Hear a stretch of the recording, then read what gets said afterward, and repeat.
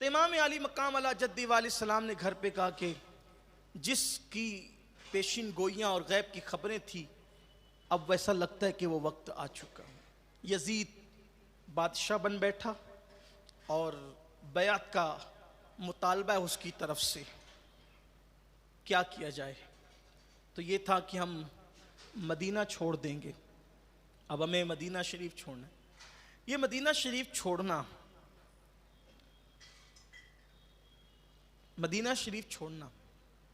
صرف یہ نہ کہ صرف چھوڑنا یعنی کہ اس سے نکلنا. کسی عاشق سے پوچھ. 14ویں صدی کے مجدد امام عشق و محبت کہتے ہیں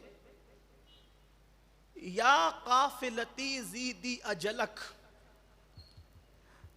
رحم بر حسرت تشن لبک مورا جیارا لرجے درک درک طیبہ سے ابھی نہ سنا جانا. جانے کی بات مت کر. اے میرے قافلے والوں، مدینہ منورہ میں میری مدت قیام اور بڑھا دو، اس لیے کہ جب میں یہ سنتا ہوں کہ مدینے سے جاؤ تو میرا دل دھک دھک کرنے لگتا.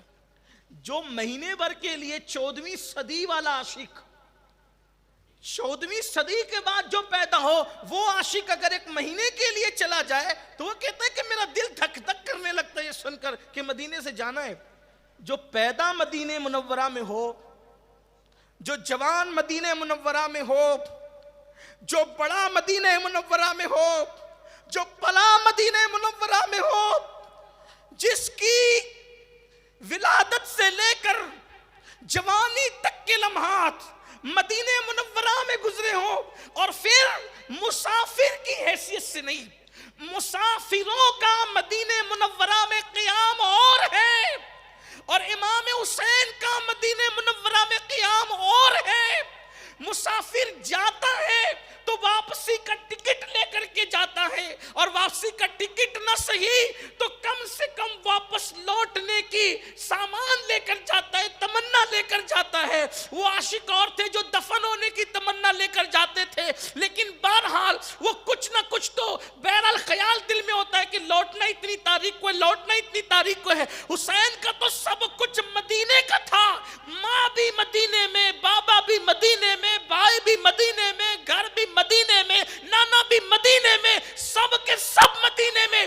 بلکہ اگر یہ کہہ دوں کہ مدینے کے مالک کا نام امام حسین ہے تو یہ کوئی غلط بات نہیں ہوگی، اس لیے کہ نانا کے شہر کا اگر کوئی مالک کہلا رہا ہے کون ہے؟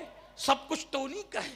مسجد نبوی کا، مسجد نبوی کی رونق کا نام امام حسین ہے. صفہ کے چراغ کا نام امام حسین ہے.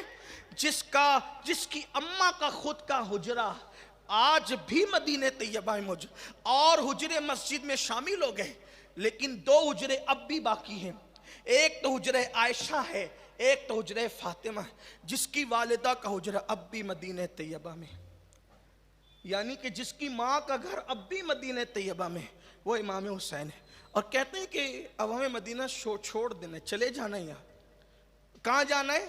کہ کوئی منزل ہی نہیں. کہاں جانا ہے؟ کوئی منزل نہیں.